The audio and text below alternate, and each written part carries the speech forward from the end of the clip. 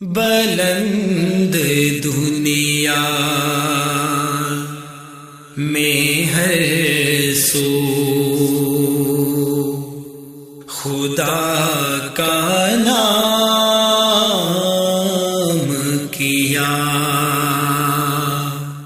India کے اندر ایک مجرم سید وسیم رضوی شیعہ رافضی ملعون، اس نے دعویٰ کیا اس جرم میں وسیم رضوی رافضی شیعہ ملعون اکیلا نہیں ہے۔ اہل سنت کا عقیدہ ہے، جو اہل سنت یاد رکھتے ہیں، یاد کرواتے ہیں اپنے بچوں کو، اپنی اولادوں کو، اپنی قوم کو، اپنی برادری کو، کلمہ پڑھنے والے ہر مسلمان کو یاد کرواتے ہیں کہ مسلمانوں یہ قرآن کلام الہی ہے، اس میں زیر و زبر کی تبدیلی نہیں ہو سکتی۔ تم جلتے رہ جاؤ، تم سڑتے رہ جاؤ، گلنا سڑنا جلنا تمہارا مقدر رہے، لیکن یہ قرآن اللہ کا کلام ہے، نہ اس میں کوئی تبدیلی کر سکتا ہے، نہ اس میں کوئی کمی کر سکتا ہے۔ جو قرآن اللہ نے نازل کیا، جبرائیل لے کر آئے مصطفیٰ کے مبارک دل پر، وہ قرآن تحریر کیا گیا، لکھا گیا، امت اس پہ اکٹھی ہوئی اور آج تک وہ موجود ہے اور قیامت تک اللہ کی رحمت سے موجود رہے گا۔ بلند دنیا میں ہر سو خدا کا نام کیا۔ ان الحمد للہ نحمده ونستعینه ونستغفره ونعوذ بالله من شرور انفسنا ومن سيئات اعمالنا، من يهده الله فلا مضل له ومن يضلل فلا هادي له، أشهد أن لا إله إلا الله وحده لا شريك له وأشهد أن محمدا عبده ورسوله، أما بعد، أعوذ بالله من الشيطان الرجيم، ألف لام ميم، ذلك الكتاب لا ريب فيه هدى للمتقين۔ مسلمان ہونے کے لیے لازم ہے کہ انسان اللہ پر، اس کے فرشتوں پر، اس کی کتابوں پر، اس کے رسولوں پر، آخرت کے دن پر اور تقدیر کے اچھے اور برے ہونے پر ایمان لے کر آئے۔ اللہ نے انسانوں کو پیدا کیا، ان کی ہدایت کے لیے کتابیں بھیجی، انبیاء کی جماعت کو بھیجا، تمام انبیاء نے اللہ کی توحید کی طرف پکارا۔ ان انبیاء کے سرتاج، سردار، امام الانبیاء، امام کائنات، امام اعظم محمد الرسول اللہ صلی اللہ علیہ وسلم ہیں۔ تمام انبیاء کا احترام کیا جائے گا، ان کی نبوتوں پر ایمان لایا جائے گا، لیکن آخری نبی امام الانبیاء کے آنے کے بعد لا نبی بعدی، اب آپ کے بعد کوئی اور نبی نہیں آئے گا، آپ تمام انبیاء کے سرتاج اور سردار ہیں۔ آپ پر جو کتاب نازل ہوئی، اللہ مالک نے جبرائیل علیہ السلام کے ذریعے محمد کریم صلی اللہ علیہ وسلم کے مبارک دل پر جو اپنا کلام نازل کیا، قرآن حکیم، وہ تمام کتابوں میں سب سے آخری کتاب، اور اس کے آنے کے بعد اب تمام پچھلی کتابیں منسوخ ہو چکی ہیں، پچھلے تمام نبیوں کی نبوتیں منسوخ ہو چکی ہیں، پیارے نبی صلی اللہ علیہ وسلم کی نبوت اور آپ پر آنے والی یہ کتاب قیامت کی دیواروں تک چلتی رہے گی۔ اب جو جنت میں جانا چاہتا ہے اس کو رسول اللہ صلی اللہ علیہ وسلم کی نبوت اور آپ کو خاتم النبیین ماننا پڑے گا، قرآن حکیم کو اللہ کا کلام مانتے ہوئے اسے آخری کتاب ماننا پڑے گا، اور اس پر ایمان ایسے لانا پڑے گا کہ اس میں کوئی کمی اور اضافہ نہیں ہو سکتا۔ کیوں؟ مولا نے اس کے بارے میں خود فرمایا اِنَّا نَحْنُ نَزَّلْنَا الذِّكْرَ وَإِنَّا لَهُ لَحَافِظُونَ، اس ذکر کو، اس قرآن کو ہم نے نازل کیا ہے اور اس کے محافظ بھی ہم ہیں۔ کفار مکہ نے اس کو کلام الہی ماننے سے انکار کیا، اس بات کو تسلیم نہیں کرتے تھے کہ یہ اللہ کا کلام ہے، تو مالک نے ان کو جواب میں فرمایا وَإِن كُنتُمْ فِي رَيْبٍ مِّمَّا نَزَّلْنَا عَلَىٰ عَبْدِنَا، اگر تم اس بات پہ شک کرتے ہو جو کچھ ہم نے اپنے بندے پر جو نازل کرتے ہیں، اس وحی پر، اس قرآن پر اگر تمہیں شک ہے، فَأْتُوا بِسُورَةٍ مِّن مِّثْلِهِ وَادْعُوا شُهَدَاءَكُم مِّن دُونِ اللَّهِ إِن كُنتُمْ صَادِقِينَ، تو پھر جاؤ اس کی مثل کوئی ایک صورت تم بھی تلاش لاؤ، تم عرب ہو، تم صاحب لغت ہو، تم فصیح و بلیغ ہو، جاؤ اس قرآن حکیم کی صورتوں کی طرح یا اس کی آیات کی طرح کوئی آیت لے آؤ، کوئی صورت لے آؤ۔ یہ چیلنج تھا قرآن حکیم کا، کیونکہ یہ کتاب معجزہ ہے، یہ اللہ کا کلام ہے، دنیا پہ کوئی اس طرح کا کلام تراش نہیں سکتا۔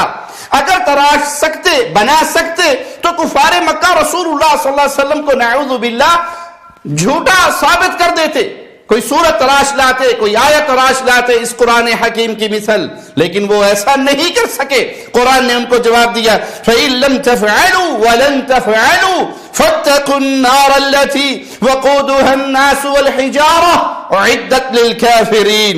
بس اگر تم نے نہ کیا، یعنی تم ایسی کوئی صورت یا آیت تلاش کے یا بنا کے نہیں لے کر آئے، جیسے تم دعویٰ کرتے ہو کہ یہ تم آپ صلی اللہ علیہ وسلم اس کو خود تلاش لیتے ہیں، اپنے پاس سے بنا لیتے ہیں، لکھ لیتے ہیں اور پھر کہتے ہیں اللہ کا کلام ہے، تو یہ تم کرو۔ اور اگر تم یہ نہیں کر سکتے تو پھر اس قرآن پر ایمان لاؤ، اور ایمان لانے کے ذریعے جہنم کی آگ سے اپنے آپ کو بچاؤ، جس کا ایندھن انسان اور پتھر ہیں جو کافروں کے لیے تیار کی گئی۔ کفار مکہ تو قرآن حکیم کی طرح کوئی صورت یا کوئی آیت نہیں لا سکے، کیونکہ یہ انسان کے بس کی بات ہی نہیں، یہ تو کلام الہی ہے، یہ قرآن حکیم ہے، یہ اللہ کی صفت ہے، یہ اللہ کا کلام ہے۔ مگر آج 14 صدیے گزرنے کے بعد انڈیا کے اندر ایک مجرم سید وسیم رضوی، شیعہ رافضی ملعون، اس نے دعویٰ کیا، سپریم کورٹ آف انڈیا میں اس نے درخواست دی۔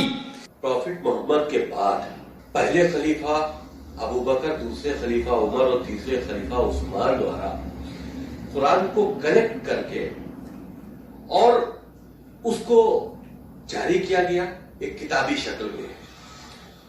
قرآن کے اندر کچھ آیتیں ایسی ہیں جو آتنک کو بڑھاوا دیتی ہیں، وائلنس ٹیچنگ ہم کہیں اس کو ایک طرح سے، وہ قرآن کے اندر اس طرح کی باتیں ہیں۔ اِنَّا لِلَّهِ وَإِنَّا إِلَيْهِ رَاجِعُونَ۔ رضوی شیعہ رافضی ملعون کہتا ہے کہ ابو بکر، عمر، عثمان نے یہ 26 آیات تراشی ہیں۔ قرآن کہتا ہے کہ قرآن نے چیلنج کر کے کہا کفار سے، کفار مکہ سے، جاؤ اس طرح کی کوئی صورت لے کر آؤ۔ اگر کلام الہی جیسی صورت تراشنا ممکن ہوتی تو کفار مکہ یہ کام کر گزرتے اور اسلام کو، قرآن کو، رسول اللہ کو نعوذ باللہ جھوٹا ثابت کر دیتے۔ وہ تو نہ کر سکے، لیکن یہ رافضی شیعہ قوم کا ایک شخص آج اس معاملے کو عدالت میں لے کر آتا ہے اور اپنے کفر پر ایک اور مہر لگاتا ہے۔ آئیے قرآن حکیم سے پوچھتے ہیں کیا اس کے اندر کوئی اضافہ اور کمی ہو سکتی ہے؟ مالک جواب میں فرماتا ہے لا یأتیہ الباطل من بین یدیہ ولا من خلفہ تنزیل من حکیم حمید، جس کے پاس باطل پھٹک نہیں سکتا، نہ اس کے آگے نہ اس کے پیچھے سے، اور یہ نازل کردہ حکمتوں والے، خوبیوں والے رب کی طرف سے ہے۔ اللہ مالک فرما رہا ہے کہ اس قرآن حکیم میں کوئی کمی اور زیادتی نہیں ہو سکتی، کوئی جھوٹ نہیں شامل کیا جا سکتا، کوئی اپنی طرف سے تراش کے اس کے اندر اضافہ نہیں کر سکتا۔ یہ اللہ کا کلام ہے، جس کو نازل بھی اللہ نے کیا اور جس کا نگران بھی اللہ ہے، یہ محافظ بھی اللہ ہے، اس کو نازل بھی اللہ نے کیا، حفاظت بھی اللہ نے کی۔ مگر یہ شیعہ رافضی وسیم رضوی ملعون یہ کہتا ہے کہ ابو بکر، عمر، عثمان رضوان اللہ علیہم اجمعین نے یہ آیات بنائی، جہاد کی آیات، اور ان کی بنیاد پر پھر حکومتیں کی اور دنیا کے اندر نعوذ باللہ ثم نعوذ باللہ دہشت گردی کو فروغ دیا۔ یہ تین جو خلیفہ تھے انہوں نے طاقت کا استعمال کرتے ہوئے قرآن کے اندر امینڈمنٹ کر کے اس طرح کی آیتوں کو ڈال کر قرآن شریف کو دنیا کے لیے جاری کیا، اور اسی کا سہارا لے کر پوری دنیا میں آگے بڑھے ہیں طاقت کے دم پر اسلام کو پھیلانے کے لیے۔ اس جرم میں وسیم رضوی رافضی شیعہ ملعون اکیلا نہیں ہے۔ پیار سے، محبت سے، اخلاص سے میں ان لوگوں کو دعوت فکر دینا چاہتا ہوں جو ابھی بھی حق کی تلاش کے لیے سرگرداں ہیں، حق پانا چاہتے ہیں، حقیقت کو دیکھنا چاہتے ہیں۔ وسیم رضوی ملعون رافضی کا یہ دعویٰ اس میں یہ تنہا نہیں، شیعہ مذہب کے بڑے بڑے علماء، رافضیت کے بڑے بڑے ذاکر، ملا، مجتہدین اس کے اندر شامل ہیں۔ آئیے اصول کافی، اس کی جلد دوم ہے، اردو ترجمہ کتاب الشافی، صفحہ 616 پر لکھا ہے کہ موجودہ قرآن میں 6000 کچھ 100 آیات ہیں، اور ہم اہل بیت کے قرآن میں 17000 آیتیں ہیں۔ ان شیعہ کا امام یعقوب کلینی تحریف قرآن کا قائل تھا۔ ان کے ہاں کتب کے اندر سب سے پہلے اصول کافی ہے، کتب اربع میں، اصول اربع میں، اور اس کے اندر 2 ٹوک کی عقیدہ موجود ہے کہ موجودہ قرآن میں 6000 کچھ 100 آیات ہیں، اصل قرآن میں 17000 آیتیں ہیں۔ سید مقبول حسین دہلوی سورۃ یوسف کی تفسیر میں لکھتا ہے، معلوم ہوتا ہے جب قرآن میں ظاہر اعراب لگائے گئے تو شراب خور خلفاء کی خاطر یعصرون کو یعصرون سے بدل کر معنی کو زیر و زبر کر دیا گیا۔ قرآن حکیم اللہ کی طرف سے نازل کردہ، نہ اس کی زیر نہ اس کا زبر دنیا کی کوئی ہستی تبدیل نہیں کر سکتی۔ یہ اللہ کا کلام ہے، اللہ اس کا محافظ ہے، اللہ اس کا نگران ہے۔ ایک تو اس مجرم ظالم نے پیارے نبی صلی اللہ علیہ وسلم کے صحابہ کو گالی دی، خلفاء کو گالی دی، اور پھر اس مجرم نے قرآن حکیم میں تبدیلی کا عقیدہ بیان کیا۔ میں نے آپ کو ایک شخص ابتدا کا دیا اور ایک شخص ماضی قریب کا دیا۔ کلینی بھی یہی عقیدہ رکھتا ہے کہ قرآن میں تبدیلی ہے، کمی بیشی ہے، اور ماضی قریب کا مقبول حسین دہلوی بھی یہی عقیدہ رکھتا ہے۔ یہ ان جاہلوں کے لیے پیغام ہے، مرزا محمد علی انجینئر رافضی کے لیے، جو یہ کہتا ہے کہ وہ مر کھپ گئے جو قرآن کی تحریف کا عقیدہ رکھتے تھے۔ موجودہ شیعہ ایسا عقیدہ نہیں رکھتے۔ مقبول حسین دہلوی بھی یہی عقیدہ رکھتا ہے جو کلینی رکھتا ہے۔ آگے چلیے، عبد الکریم مشتاق شیعہ کی کتاب ہے، اس رافضی کی کتاب ہے 1000 تمہاری 10 ہماری، صفحہ اس کا 554 ہے۔ اس پر لکھتا ہے، جب آپ یہ دعویٰ کرتے ہیں کہ آپ کا پورے قرآن پر ایمان ہے تو اس سے مراد موجودہ قرآن ہوتا ہے، جبکہ دعویٰ قرآن ہے کہ اس میں ہر خشک و تر کا بیان ہے، جبکہ آپ کے اعتقاد کردہ مکمل قرآن میں وجود پاکستان کا ذکر نہیں ملتا، جبکہ جو نسخہ ہمارے امام کے پاس محفوظ ہے اس میں ہر وہ بات ہے جو ہو چکی یا ہونے والی ہے۔ یہ تمہارے پاس موجود قرآن اس لیے سچا نہیں کہ پاکستان کا وجود اس موجودہ قرآن میں موجود نہیں ہے، اس کا ذکر کہ پاکستان بنے گا، فلاں تاریخ میں بنے گا، لیکن جو قرآن بقول عبد الکریم مشتاق شیعہ رافضی کے ان کے امام غائب کے پاس موجود ہے، جس کے لیے انہوں نے ایک روایت تراشی، ایک روایت گھڑی کہ جب اللہ کے نبی صلی اللہ علیہ وسلم فوت ہو گئے تو سیدہ فاطمہ الزہرا رضی اللہ تعالی عنہا اور سیدنا علی رضی اللہ عنہ وارضا غمگین ہو گئے، تو آسمان سے ایک فرشتہ نازل ہوا۔ اس فرشتے نے آ کر سیدہ فاطمہ الزہرا سے کلام کیا۔ سیدنا علی کو سیدہ فاطمہ نے یہ سارا ماجرا سنایا، کہا جب دوبارہ وہ فرشتہ آئے تو پھر مجھے بتانا۔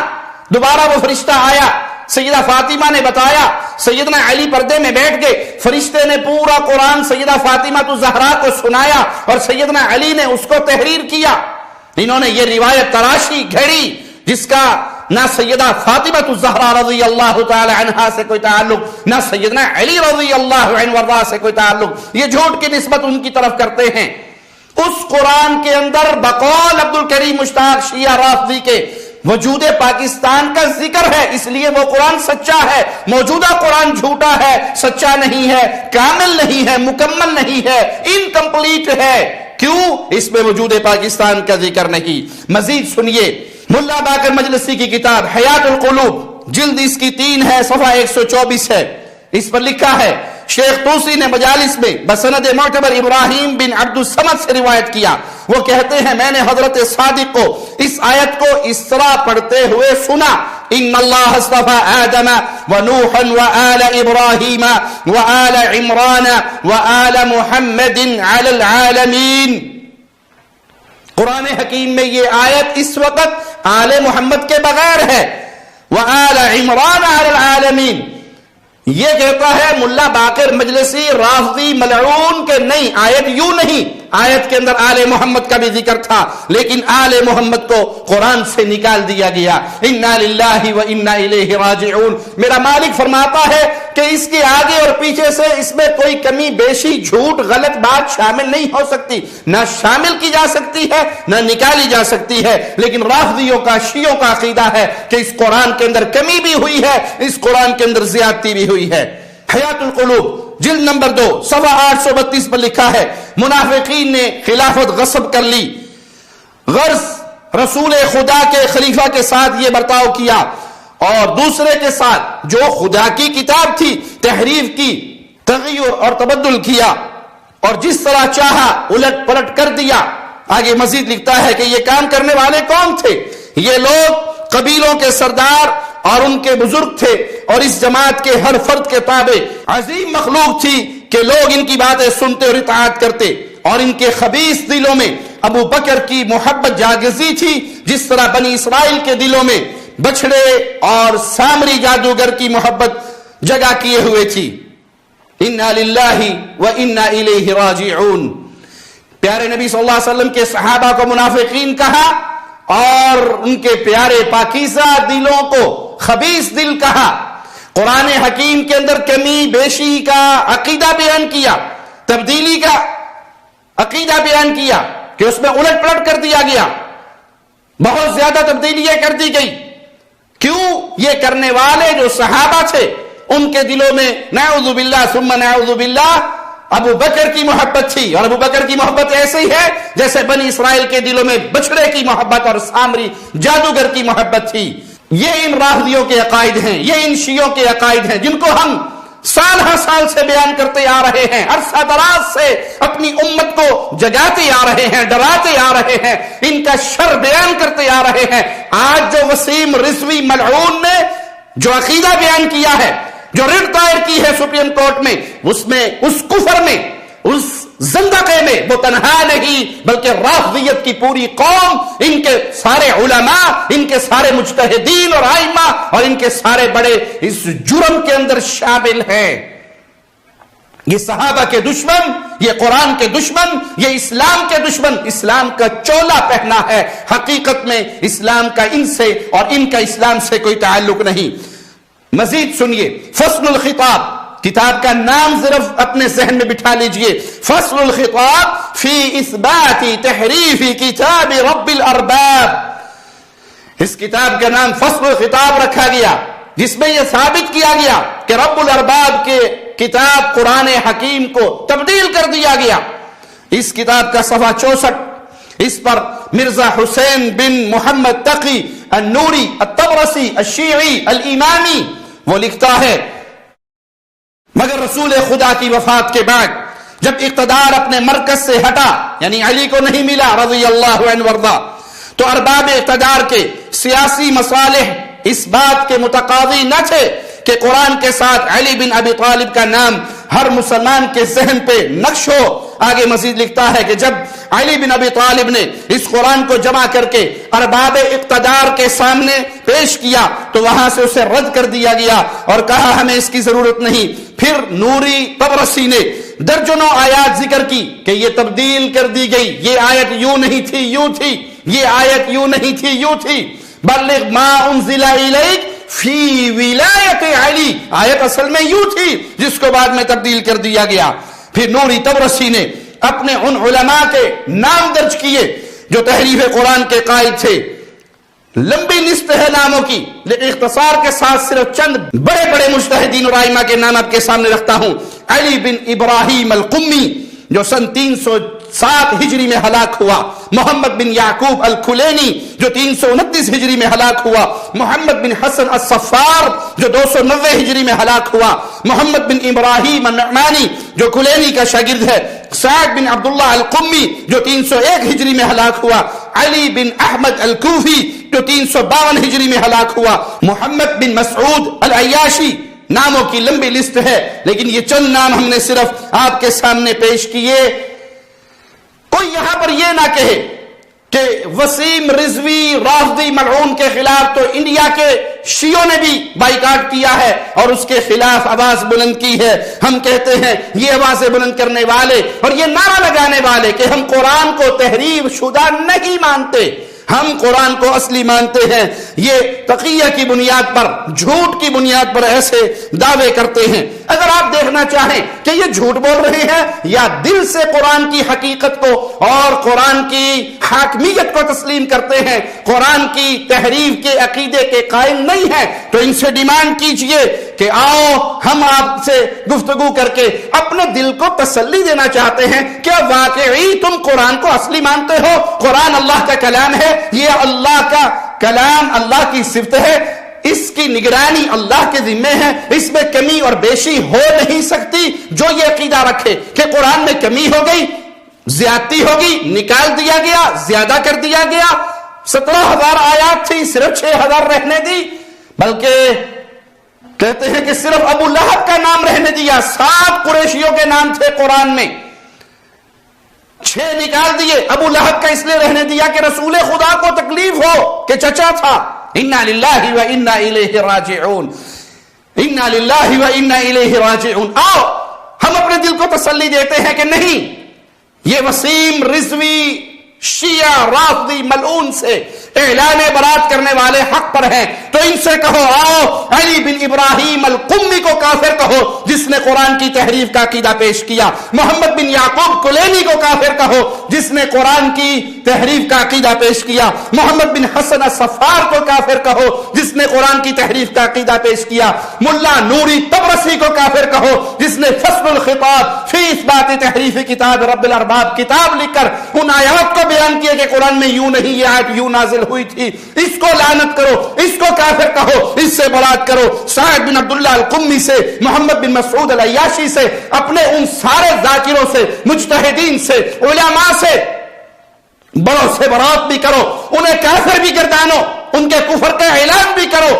کہ یہ کفار تھے کیونکہ انہوں نے قرآن کی تحریف کا عقیدہ پیش کیا تھا. تو پھر ہم تسلیم کریں گے کہ آپ دل سے اور یقین سے اس قرآن کو حقیقی سچا اللہ کا کلام مانتے ہیں جس میں کوئی کمی اور زیادتی نہیں ہو سکتی اور قیامت تک نہیں ہو سکتی. اور اگر ایسا تم نہیں کر سکتے، اگر ایسا تم نہیں کرتے اور تم نہیں کر سکتے، فَإِن لَمْ تَفْعَلُوا وَلَن تَفْعَلُوا، تم مر جاؤ گے، زہر کا پیالہ پی لو گے، لیکن قمی کو، کلینی کو، طبرسی کو، ان کو کفار نہیں قرار دو گے اور ان سے اعلان برات نہیں کرو گے. تو پھر سنو، اہل سنت کا عقیدہ ہے جو اہل سنت یاد رکھتے ہیں، یاد کرواتے ہیں اپنے بچوں کو، اپنی اولادوں کو، اپنی قوم کو، اپنی برادری کو، کلمہ پڑھنے والے ہر مسلمان کو یاد کرواتے ہیں کہ مسلمانوں یہ قرآن کلام الہی ہے، اس میں زیر و زبر کی تبدیلی نہیں ہو سکتی، کوئی آیت نکالی نہیں جا سکتی، کوئی آیت ڈالی نہیں جا سکتی.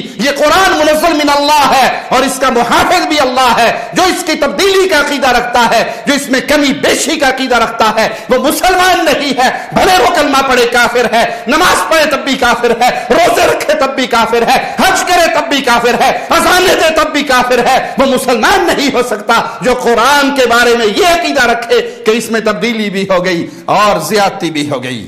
آخری حوالہ ماضی قریب کے مقبول حسین دہلوی کا دوں اور اپنی بات ختم کروں. اگر کوئی تفصیل سے اس موضوع کو پڑھنا چاہے، تحقیق کر کے حق کو پانا چاہے، تو میں اسے دعوت دوں گا. ماضی قریب کے امام، اس صدی کے امام علامہ احسان الہی ظہیر رحمہ اللہ، جن کے آنے پر وقت کے امام ابن باز رحمہ اللہ کھڑے ہو جایا کرتے تھے اور کہا کرتے تھے اسد السنہ آ گیا ہے، اہل سنت کا شیر آ گیا ہے، یہ کہہ کر استقبال کرتے تھے علامہ احسان الہی ظہیر رحمہ اللہ رحمتا واسعہ. ان کا استقبال کرتے، ان کی کتاب الشیعہ والقرآن پڑھ لیجئے، آپ کے دلوں کو تسکین بھی ملے گی اور آپ حق پا کر اہل سنت کی صفوں میں داخل بھی ہو جائیں گے. یہ ماضی قریب کا شیعہ مقبول حسین دہلوی انڈیا کا یہ مجرم سورۃ محمد کی آیت نمبر 9 کے بارے میں لکھتا ہے ذَلِكَ بِأَنَّهُمْ كَرِهُوا مَا أَنزَلَ اللَّهُ فِي عَلِي، مگر مرتدین نے علی کا نام اڑا دیا، پس اس کا نتیجہ بھگتیں گے جو آگے بیان فرمایا فأحبط أعمالهم، بس ان کے اعمال غارت کر دیے گئے، ضائع کر دیے گئے، کیونکہ انہوں نے علی کا نام نکالا، انہوں نے علی کی ولایت سے نفرت کی، قرآن سے علی کا نام نکالا۔ کس نے نکالا؟ نعوذ باللہ ابو بکر، عمر، عثمان نے نکالا، تو پھر ان کے اعمال برباد ہو گئے۔ ایک لمحے کے لیے اے رافضی قوم، میں تمہارے عقیدے کو تسلیم کروں کہ یہ قرآن ابو بکر، عمر، عثمان نے تبدیل کیا، نعوذ باللہ ثم نعوذ باللہ، تو بتاؤ جب سیدنا علی کی حکومت آئی تو اصلی قرآن کو کیوں نہیں نکالا گیا؟ وہ مصحف فاطمی کہاں چھپا رہا جس کو امام غائب لے کر بھاگ گیا جب سیدنا علی خلیفہ بنے؟ کیا ان کی ذمہ داری نہیں تھی کہ اللہ کے کلام کو تبدیل کر دیا گیا، اللہ کے کلام کو کمی اور زیادتی کا نشانہ بنایا گیا؟ تو اصل قرآن پیش کرتے۔ سیدنا حسن کی حکومت آئی، وہ اصل قرآن پیش کرتے، لیکن اس کا وجود ہوتا تھا پیش کرتے۔ جو قرآن اللہ نے نازل کیا، جبرائیل لے کر آئے مصطفیٰ کے مبارک دل پر، وہ قرآن تحریر کیا گیا، لکھا گیا، امت اس پہ اکٹھی ہوئی اور آج تک وہ موجود ہے اور قیامت تک اللہ کی رحمت سے موجود رہے گا۔ سپریم کورٹ آف انڈیا میں سید وسیم رضوی یہ درخواست دینے والا اس کفر میں، اس جرم میں تنہا اور اکیلا نہیں، بلکہ رافضیت کے بڑے بڑے امام، رافضیت کے بڑے بڑے مجتہدین، ان کے ذاکر، وہ اس سارے کفر میں ڈوبے ہوئے ہیں۔ لیکن یاد رکھو، پھونکوں سے یہ چراغ بجھایا نہ جائے گا۔ آؤ تمہیں کلام الہی سناتا ہوں۔ هو الذی ارسل رسولہ بالہدی، جس نے اپنے رسول کو بھیجا ہدایت کے ساتھ، دین حق کے ساتھ، لیظہرہ علی الدین کلہ، وہ سارے ادیان پر غالب ہونے کے لیے یہ دین لے کر آئے۔ ولو کریہ المشرکون، بڑے مشرکوں کو یہ بات بری لگے، اے مجوسیوں، تم مجوسیوں کی اولاد ہو، تم مجوسیوں کے مذہب کے ماننے والے ہو، تم ایرانی مجوسیوں کے نقش قدم پر چلنے والے ہو، تو سنو، تم جلتے رہ جاؤ، تم سڑتے رہ جاؤ، گلنا سڑنا جلنا تمہارا مقدر رہے، لیکن یہ قرآن اللہ کا کلام ہے، نہ اس میں کوئی تبدیلی کر سکتا ہے، نہ اس میں کوئی کمی کر سکتا ہے۔ جب تک اہل اسلام زندہ ہے، جب تک اہل ایمان زندہ ہے، جب تک اہل التوحید زندہ ہے، جب تک اہل الحدیث زندہ ہے، جب تک اہل سنت والجماعت زندہ ہے، ہم اس دین حنیف کی، اس دین محمد کی نگرانی بھی کریں گے، چوکیداری بھی کریں گے، پہرے داری بھی کریں گے، اور اس کی حفاظت کے لیے اپنے لہو کو پیش کریں گے، اپنی گردنوں کو کٹوائیں گے۔ مرنا، کٹنا، قتل ہو جانا، شہید ہو جانا ہماری تمنائیں ہیں، جیسے محمد الرسول اللہ کی تمنا تھی۔ آپ فرمایا کرتے تھے، لوددتو، میری یہ خواہش ہے، میری یہ آرزو ہے، میری یہ تمنا ہے، میں اللہ کے راستے میں شہید ہو جاؤں۔ تو لوگوں، ہماری بھی یہ خواہش ہے، مصطفیٰ کے نقش قدم پہ چلتے ہوئے صلی اللہ علیہ وسلم ہم قربان ہو جائیں، اس دین محمد کی حفاظت کرتے ہوئے، اس کی چوکیداری کرتے ہوئے، اس کے دفاع کے لیے آواز بلند کرتے ہوئے۔ یہ دین اسلام، یہ دین توحید، یہ قرآن حکیم اس مکہ کی پاک سرزمین پہ نازل ہوا، مدینے کی پاک سرزمین پہ نازل ہوا۔ ہم دین کے بھی چوکیدار رہیں گے اور اس پیارے بلاد حرمین کے بھی چوکیدار رہیں گے، بلاد حرمین شریفین کی بھی حفاظت کرتے رہیں گے۔ آج یہ مجوسی، یہ ایرانی، ایران کے ٹکڑوں پہ پلنے والے یہ حوثی بلاد حرمین شریفین کے خلاف سازشیں کرتے ہیں، ڈرون حملے کرتے ہیں، میزائل فائر کرتے ہیں۔ اے ایرانی مجوسیوں، ولو کریہ المشرکون، تم اہل شرک جتنی چاہے نفرت کر لو، دین محمد غالب رہے گا، توحید غالب رہے گی۔ اس بلاد حرمین میں کسی ایمان کا مقبرہ نہیں پوجا جائے گا، رب کی توحید کو مان کر اللہ کی عبادت ہوگی۔ تم یہ چاہتے ہو بلاد حرمین میں پھر شرک کا دور دورہ ہو، پھر قبر پرستی ہو، پھر یہاں پر اماموں کے نام پر مقبرے بنائے جائیں، ان کا طواف ہو، ان کے قبے ہو۔ تمہاری یہ دشمنی تمہاری زبانوں سے بھی ظاہر، تمہارے مکروہ چہروں سے بھی ظاہر، تم کرتے رہو دشمنی۔ ہمیں پتا ہے تم اسلام دشمن ہو، تم قرآن دشمن ہو، تم صحابہ کے دشمن ہو، اور ہم چوکیدار ہیں دین محمد کے۔ اللہ اس چوکیداری کو قبول فرمائے۔ آؤ، جن کو یقین نہیں میں ان کو یقین کروا دیتا ہوں۔ ایک رافضی سے سوال ہوا کہ تمہاری سعودی عرب سے یہ جنگ کب تک جاری رہے گی، کب تک لڑتے رہو گے؟ تو ظالم مجرم نے کہا جب تک ان کے دلوں میں ابو بکر، عمر، عثمان کی محبت رہے گی ہم اس وقت تک حالت جنگ میں رہیں گے، ہم ان کے دلوں سے ان صحابہ کی عظمت کو چھیننا چاہتے ہیں۔ نحن في حرب مع أبي بكر وعمر وعائشة، ولن تضع هذه الحرب أوزارها حتى نسقط ما تبقى من احترام لأبي بكر وعمر وعائشة۔ اور ظالموں تمہاری زندگیاں مر جائیں گی، جیسے خمینی ملعون مرا ویسے تم بھی مرو گے، جیسے کلینی مرا ویسے تم بھی مرو گے۔ اہل سنت کے دلوں میں نہ اللہ کی محبت کم ہو سکتی، نہ رسول اللہ کی کم ہو سکتی، نہ ابو بکر، عمر، عثمان، علی، حسن، حسین، معاویہ، ابو سفیان، عائشہ، حفصہ، فاطمہ ان کی کم ہو سکتی۔ ہم زندہ رہیں گے، صحابہ کی محبتوں پہ زندہ رہیں گے، اپنی اولاد کی تربیت صحابہ کی محبتوں پہ کریں گے، ہم مریں گے اس قرآن کی دفاع کے لیے، ہم مریں گے رب کی توحید کے دفاع کے لیے، ہم مریں گے رسول اللہ کی ختم نبوت کے دفاع کے لیے، صحابہ کی عظمت کے دفاع کے لیے، بلاد حرمین کی حفاظت کے لیے۔ ہمارا لہو، ہمارا خون، ہمارا بچہ بچہ کٹنے مرنے کے لیے تیار ہے۔ کیوں؟ ہم جانتے ہیں سعودی عرب اہل سنت کا قلعہ ہے، سعودی عرب ان حوثیوں، ان ایرانی مجوسیوں کے سامنے وہ آخری دیوار ہے۔ اے اللہ اس دیوار کی حفاظت فرمانا، اے اللہ اس دیوار کی حفاظت فرمانا، اے اللہ اس بلاد حرمین کی حفاظت فرمانا۔ مجوسی، ایرانی، رافضی کبھی اپنے پلاننگ میں کامیاب نہ ہو، اللہ ان کا شر انہی کے اوپر واپس لوٹا کر ان کو ذلیل و رسوا کر کے ہلاک و برباد کر دے۔ اہل توحید کی حفاظت فرما، اہل ایمان کی حفاظت فرما۔ اے اللہ حوثیوں سے مد مقابل ہماری اہل سنت کی فوج، اہل توحید کی فوج، اہل الحدیث کی فوج اے اللہ برسر پیکار ہے، اہل سنت برسر پیکار ہے ان مجوسیوں سے، ان حوثیوں سے۔ اے اللہ تو اپنی رحمتوں کا نزول فرما اہل سنت پر، اہل توحید پر، اہل الحدیث پر، بلاد حرمین پر، سعودی افواج پر۔ اے اللہ اس مشترکہ اتحاد پر اپنی رحمتوں کا نزول فرما اور ایرانی مجوسیوں حوثیوں کو تباہ و برباد کر۔ اے اللہ زندہ رکھنا، اسلام کا خادم بنا کے رکھنا، توحید کا خادم بنا کے رکھنا، اور اپنے دین کی خدمت، اپنے دین کی نوکری چاکری ہم سے لیتے رہنا۔ اس نوکری چاکری کو قبول فرما لینا اور قیامت کے دن اپنی رحمت سے، اپنے فضل سے، اپنے کرم سے ہمیں رسول اللہ صلی اللہ علیہ وسلم کے مبارک ہاتھوں سے کوثر کا جام نصیب فرمانا اور صحابہ کے ساتھ جنت الفردوس میں پیارے نبی کا پڑوس عطا فرمانا۔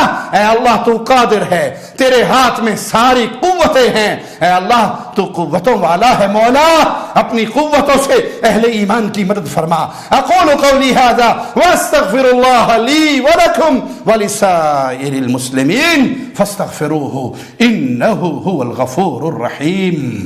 شب گریزاں ہوگی آخر جلوائے خورشید سے، یہ چمن معمور ہوگا نغمائے توحید سے۔